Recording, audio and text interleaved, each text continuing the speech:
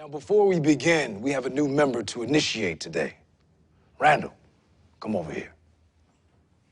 Fathers. Randall, how old are you, son?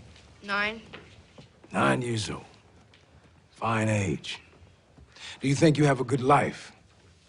Yeah, I think so. Good. Good. I hope you always have a good life. But as you get older, you might start to find that things get harder. The world isn't always a kind place, especially for men like us. Take a look at the people on this mat. We are your community.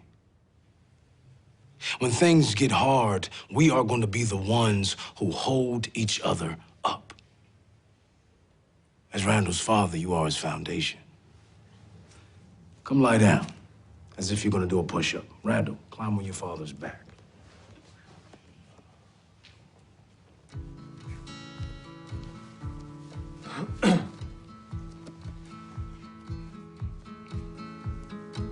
Jack, your back was built to carry your son through life. Are you willing to hold him up no matter what comes his way? Yes. Show him. Good. Now keep going. Are you willing to raise this young boy into a strong man? Yes. Are you willing to push him to be the best man in the world he can be? Yes.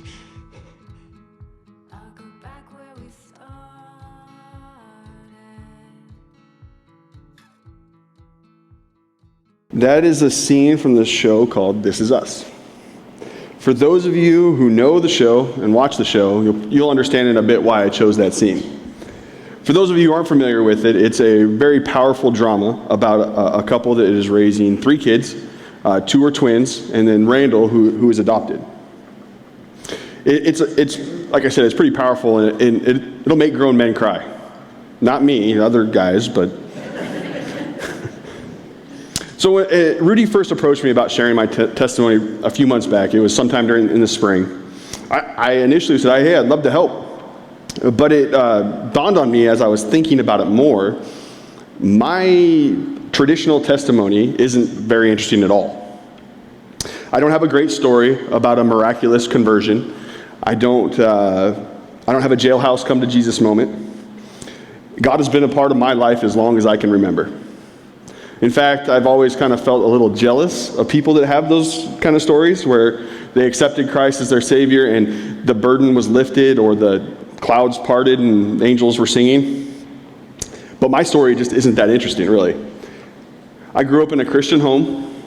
My family has always been involved in church to some degree. I accepted Christ at a very young age, and I really did have a good childhood. I attended elementary school at Emmaus Christian School in Cornelius. After that, I attended Glencoe High School. And eventually, I graduated from Eastern Oregon University, where I met my wife, Carrie. That's pretty much it. That's my story. And so as we began to work through this process, I started to worry, Rudy, I'll help you out, but what am I going to share? But as Rudy and I met a few times more, we came to the realization that I did actually have an interesting story to tell. And it is fairly dramatic, and it might bring encouragement to those who would be suffering possibly from a father wound. I'm sure most of you are familiar with that term, but for those of you that aren't, the father wound is a problem that comes from fathers not being the type of father that their kids need them to be. And it could be an absent father, an abusive father, or even an emotionally distant father can have a seriously detrimental effect on a child.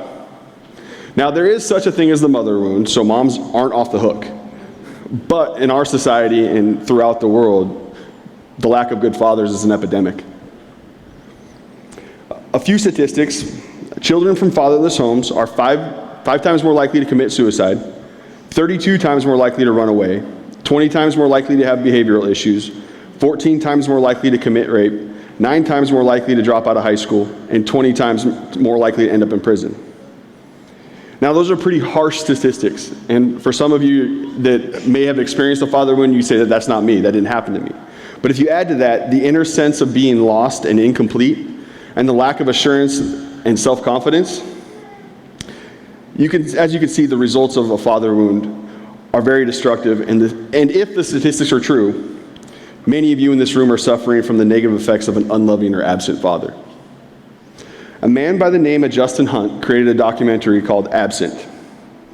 And after he was done making the film, he said, "The father wound is so deep and so all-pervasive in so many parts of the world that its healing could well be the most radical social reform conceivable." Throughout the world right now, people are seeking healing from a father wound. And they're using a lot of clinical and psychological methods to address that need. But I believe that true healing can only come from the understanding of a spiritual truth that I'm going to attempt to communicate through my story. So my wife Carrie and I had been friends for a few years, and then we started dating. And after we started dating, it was 6 months passed and we were engaged. 9 months after that, we decided to get married. Now, to some of you, that may seem like a pretty quick time frame, but I knew I had to keep her, and I wanted to make sure that she didn't figure out she could do better. So on July 21st, 2007, we were married. We just celebrated our 10-year anniversary about 3 weeks ago. So, and I can remember vividly as we were greeting people at our wedding, we were asked multiple times, "Are you guys going to have kids?" And we both really wanted kids. In fact, one of Carrie's lifelong ambitions was to be mom. That's it.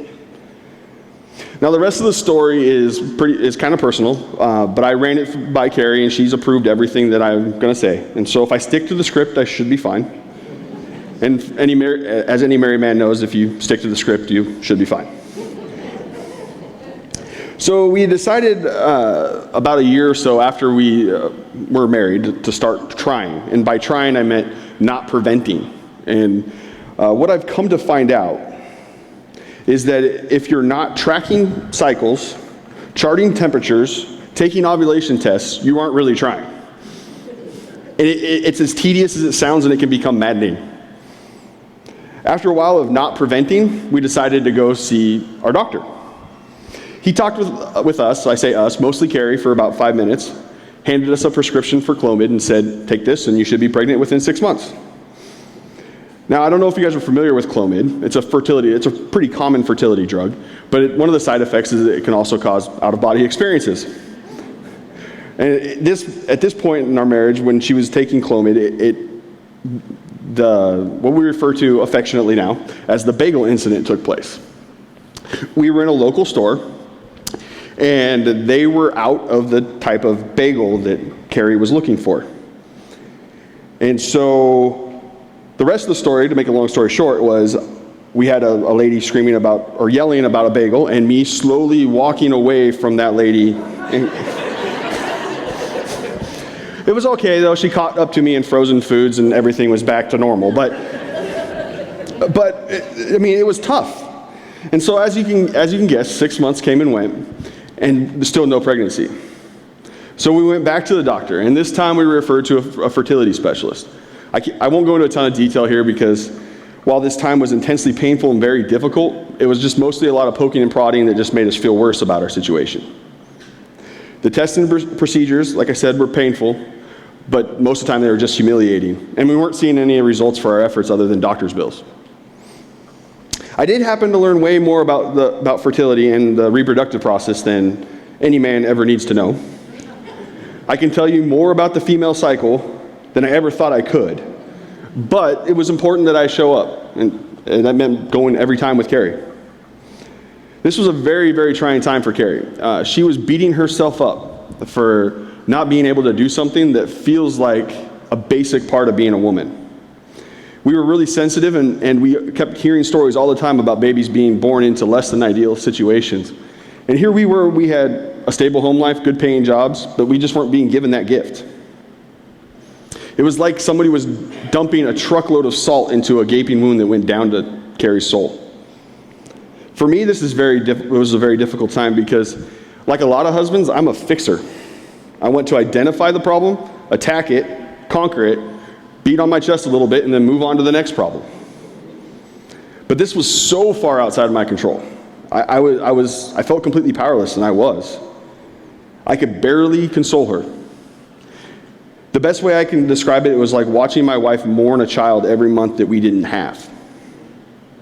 All I could do was pray. And we both did a lot of that. We continued to see various doctors over the next few years. We even tried acupuncture, which was pretty effective, but still no baby. Then I can remember pretty vividly, it was December of 2013, Carrie came to me and said, "I can't do this anymore." We had been married for almost 7 years, and we had been trying to have kids for almost 6. She said we either needed to try IVF or in vitro fertilization or adoption, and if neither of them worked out, we were done. So I made an appointment with an IVF clinic and an adoption agency. We'd always talked about adopting, but it had always been a secondary consideration for after we were done having kids conventionally. I mean, Carrie herself is adopted. But the adoption seminar happened to be first up, and so Carrie and I went and we attended a seminar down at the adoption agency on the east side of Portland. And I can remember when we were coming out of the building after it was over, and we both looked at each other and we both knew that's what God wanted us to do.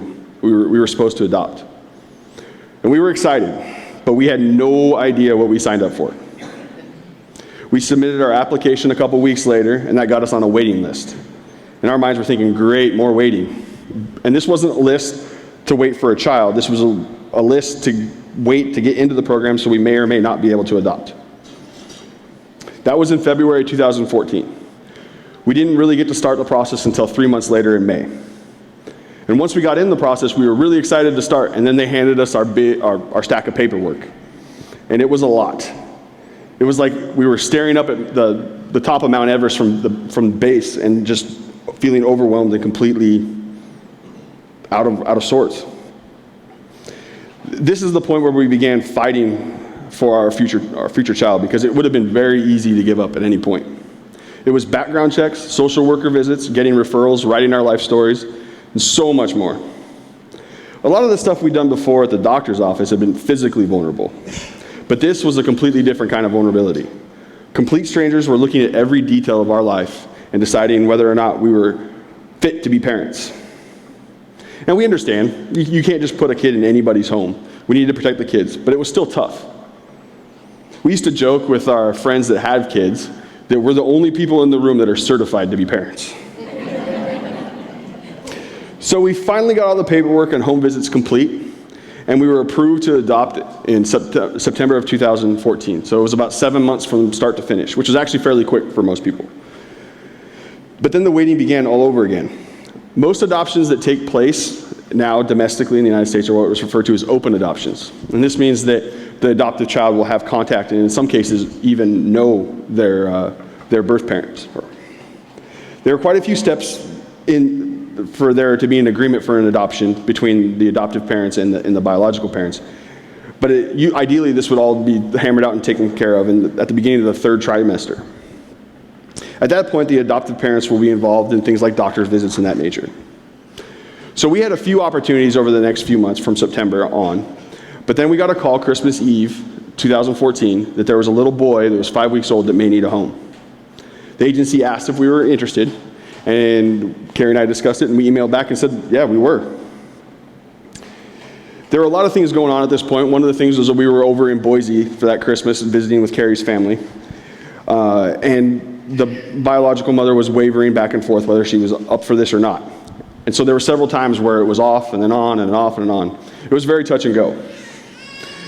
Then on New Year's Eve, I got a call from the agency director, Gail, at 9 a.m. I was standing in line at the UPS store waiting to ship a package, and she asked if we could be down at the adoption agency by noon. And if everything went well, there was a good possibility that Ryder would be our son.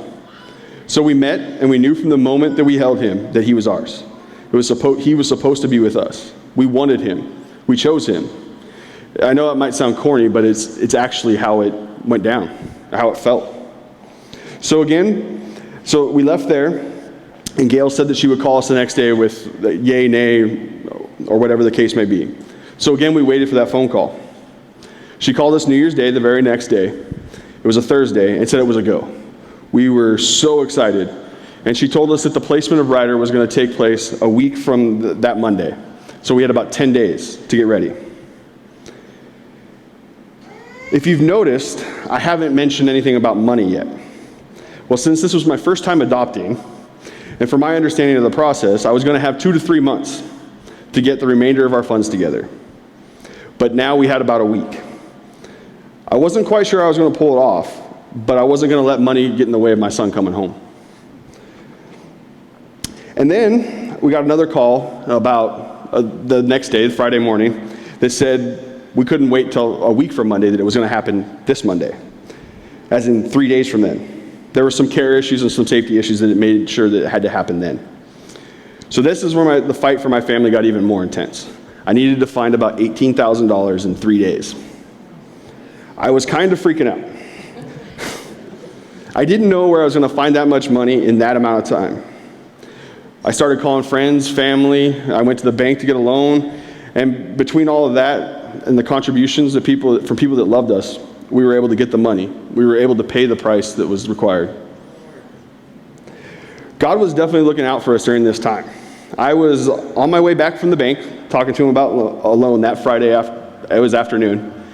And the agency director, Gail, had called and said we were hammering out some details. And in the middle of the call, I was talking on the Bluetooth. She says, "I can't hear you." So I picked up my phone, turned off the Bluetooth, and I'm talking with my handset. As you can imagine, perfect timing, I drove right by a police officer. Lights started to flash. I said, "Hey, Gail, I got to go. I'm getting pulled over." And I'm thinking, Lord, you know the last thing I need right now is a $500 ticket. Fortunately, as I'm explaining the situation to the police officer, my phone had reconnected to Bluetooth. And so my mom happened to call right at the right time when I'm sitting talking to the police officer. And he heard the call come over the Bluetooth, and he let me off with a warning. And so we were able to get ready, and then on January 5th, 2015, Ryder was placed with us and has been with us ever since. We still weren't out of the woods, though, because we had to wait until February 28th of that year for all the rights of the biological father to be terminated. That was probably the most stressful wait, because had the baby, we had Ryder, and we're developing a bond. But fortunately, February 28th came and went, and now we can hardly remember life without him. That isn't the end of our story as a family either. About 6 months after we brought Ryder home, Carrie became pregnant.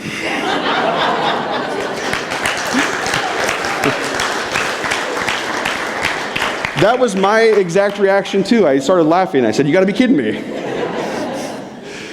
And needless to say, every time someone hears that part of our story, they're like, "Oh, I know so-and-so that same thing happened to."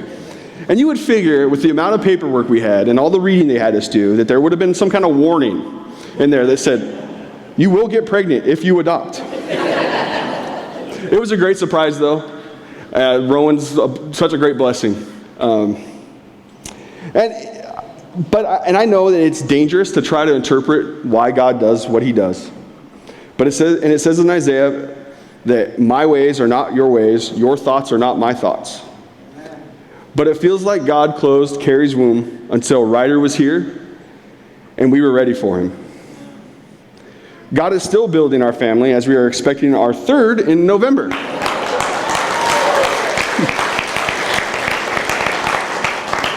Thank you.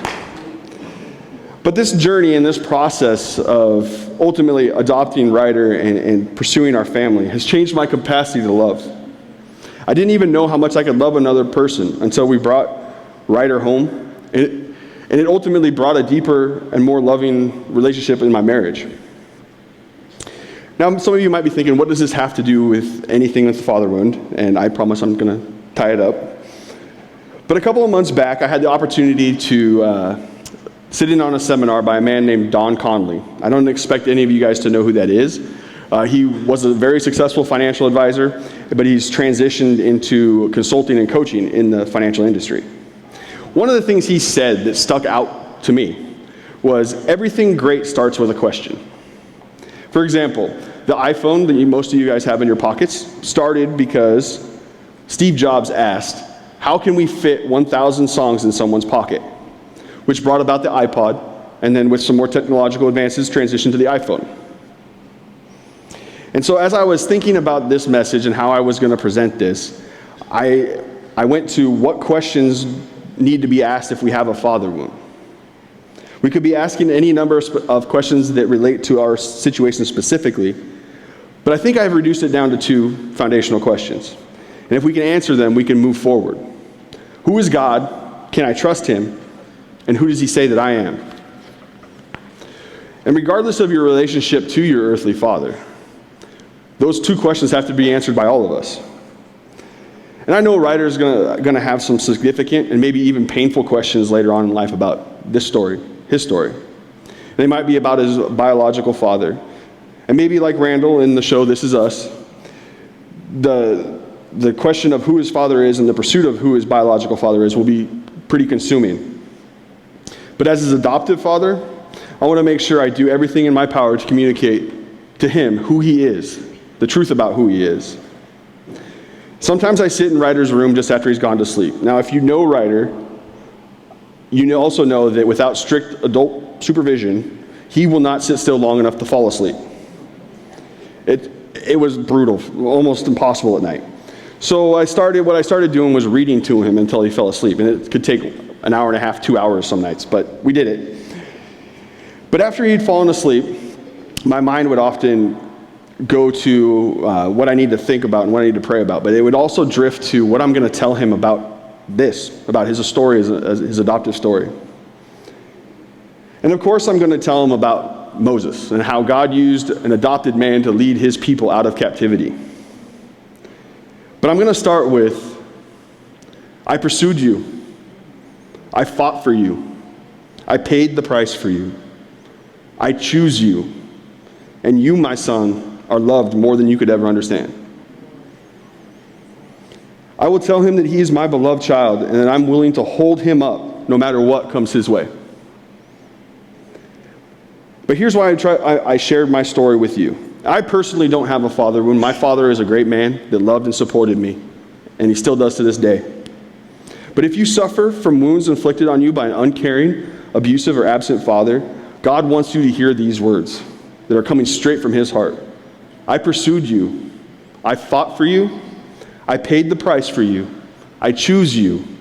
And you, my child, are loved more than you could ever understand. God is saying that to each and every one of us if we will listen. That is who God says we are. That is the value that God gives us. We are all adopted. It says in Romans 8:15, you have received God's Spirit when he adopted you as his own child. Now we call him Abba, Father. Just a bit ago, I told you there was a point we had to wait for the rights of the biological father to be terminated. There's a powerful spiritual parallel too. That God terminated the claim this world has on us, and that the devil has on us. And even our earthly parents have on us. We were born into sin, but our Father in heaven is waiting to adopt us and welcome us into his family. He's a trustworthy and loving Father, and we are priceless to him. 3 weeks ago, Rudy preached about the power of a testimony. I can't really explain how much of a blessing this process has been for me. Putting this story on paper has made it very clear how God has been at work in my life. Just from this experience alone, I can tell you that he's faithful. Even though it didn't feel like it at times, he was with us. And ultimately, he provided us a family for us. He is our sustainer. It had been so easy to give up on not only the process of getting a family, but also on our marriage at times. And he is also our provider. He's provided for us in so many ways. 3 years ago at this time, we had no kids. In a few months, we will have 3. We have gone from trusting God to provide a family for us to trusting God to provide a minivan for us because there aren't many cars that will fit 3 car seats. Be careful what you pray for. You'll end up with a minivan. All these things are a testament of God's faithfulness and love. When the Israelites crossed over the Jordan River into the Promised Land, God commanded them to put 12 large stones, one for each tribe, into a pile where the ark had stood as they crossed over the Jordan on dry ground into the Promised Land. In the past, this was called an Ebenezer, which means stone of help. Today, we would probably just call it a monument.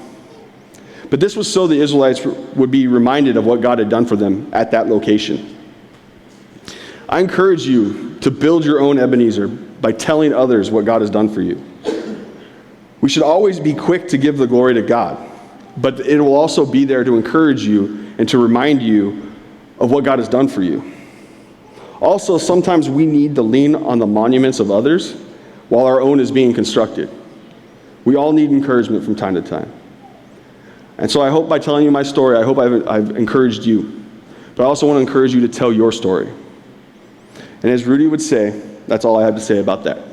Let's pray.